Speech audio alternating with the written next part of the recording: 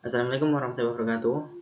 Perkenalkan, nama saya Fani Saya Maindra, NIM 2018-12027. Kali ini saya akan membahas tentang bab 3 dari teori akuntansi, yaitu perumusan teori akuntansi. Yang pertama, teori dan praktik akuntansi. Akuntansi pada dasarnya dirancang untuk memenuhi kebutuhan dalam praktik, yang artinya teori akuntansi itu memiliki hubungan yang bersifat definitif dengan praktik akuntansi. Perumusan akuntansi itu timbul karena adanya kebutuhan untuk memberikan logika serta penalaran tentang apa yang dilakukan oleh akuntan atau apa yang akan dilakukan oleh akuntan.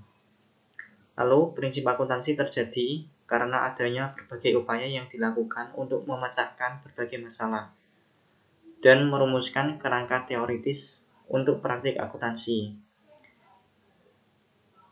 Itu adalah pendapatan dari Bilkau pada tahun 1993. Lalu yang kedua, klasifikasi perumusan teori akuntansi.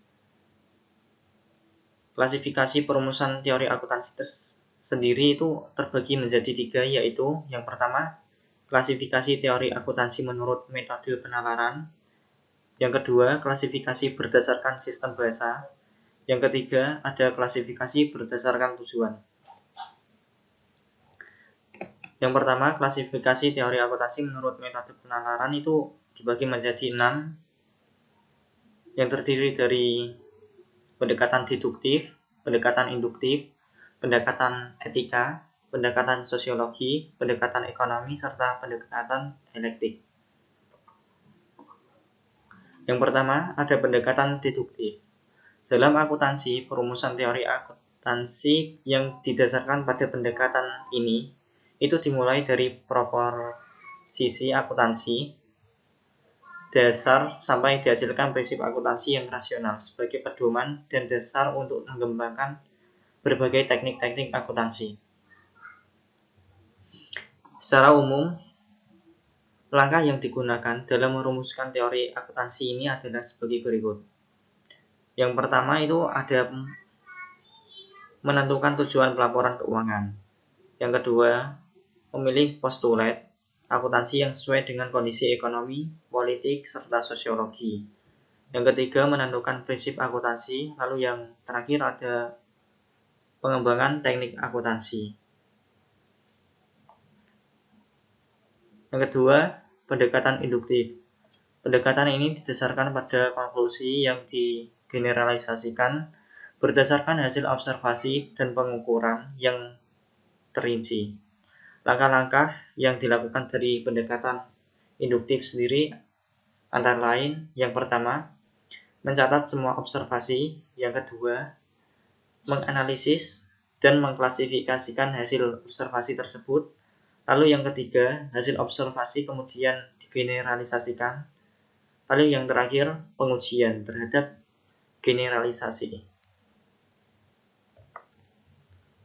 Yang ketiga, ada pendekatan etika. Pendekatan etika ini didasarkan pada konsep kebenaran, keadilan, dan kewajaran atau kejujuran. Yang keempat, ada pendekatan sosiologi. Pendekatan ini menekankan pada pengaruh sosial yang timbul dari teknik-teknik akuntansi terhadap kesejahteraan sosial di lingkungan tempat akuntansi yang akan dioperasionalkan. Yang kelima, pendekatan ekonomi. Pendekatan ini memusatkan pada pengendalian terhadap perilaku indikator makroekonomi sebagai akibat adopsi berbagai teknik akuntansi. Kriteria yang digunakan dalam pendekatan ekonomi ini adalah: 1. Kebijakan dan teknik akuntansi harus dapat merefleksikan semua realita ekonomi. Yang kedua, pemilihan teknik akuntansi tergantung pada konsekuensi yang timbul dari penerapan teknik tersebut. Lalu, nomor 6, pendekatan elektik. Pendekatan ini bertujuan untuk mengembangkan akuntansi dengan cara menggabungkan berbagai pendekatan yang selama ini digunakan. Kemudian kita masuk ke klasifikasi berdasarkan sistem bahasa.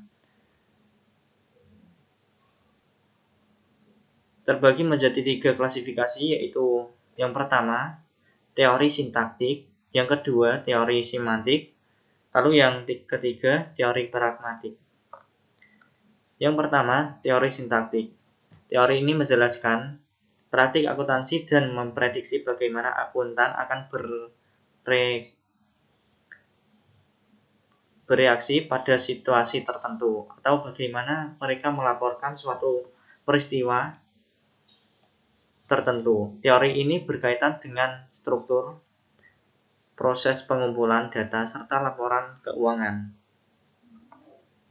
Yang kedua, teori semantik.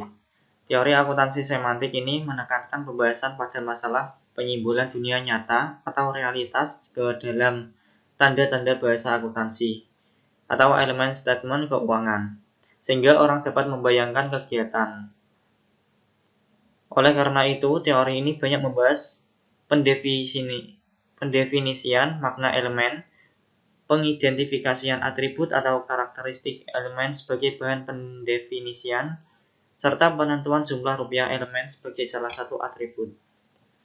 Pengujian dari teori interpretasi atau teori semantik ini dapat dilakukan melalui penelitian untuk menentukan apakah pemakai informasi akuntansi memahami arti yang dibuat penyusun laporan keuangan. Lalu yang terakhir, teori pragmatik.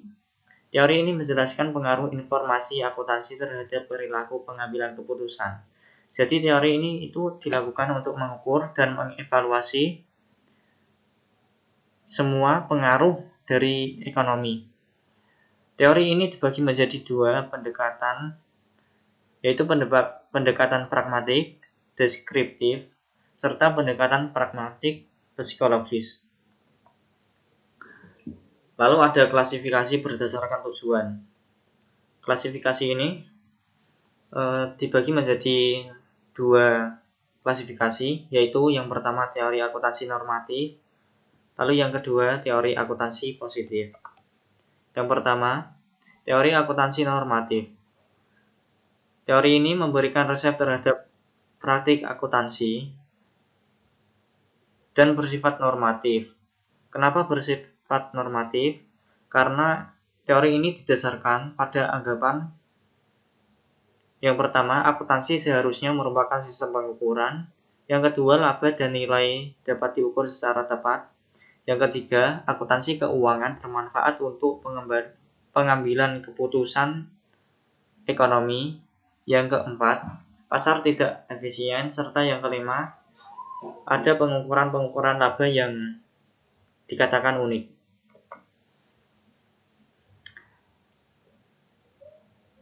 Yang kedua, teori akuntansi positif. Teori ini menjelaskan dan memprediksi fenomena yang berkaitan dengan akuntansi. Teori akuntansi positif berusaha untuk menjelaskan fenomena akuntansi yang diamati berdasarkan pada alasan-alasan yang menyebabkan terjadinya suatu peristiwa. Dengan kata lain, positive accounting theory atau PAT dimaksudkan untuk menjelaskan dan memprediksi konsekuensi yang terjadi jika manajer menentukan pilihan tertentu. PAT lebih bersifat deskriptif, bukan perspektif. Tidak seperti teori normatif yang didasarkan pada premis bahwa manajer akan memaksimumkan laba atau kemakmuran untuk kepentingan perusahaan sendiri.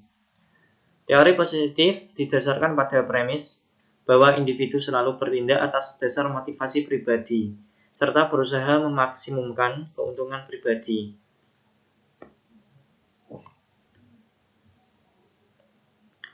Ada nama Watts dan Zimmerman. Pada tahun 1986, mereka berpendapat bahwa premis maksimisasi laba dalam konteks teori normatif itu tidak terbukti dan jauh dari bukti empiris. Terima kasih atas perhatiannya. Mohon maaf jika saya ada salah kata. Wabillahi taufiq wal hidayah. Wassalamualaikum warahmatullahi wabarakatuh.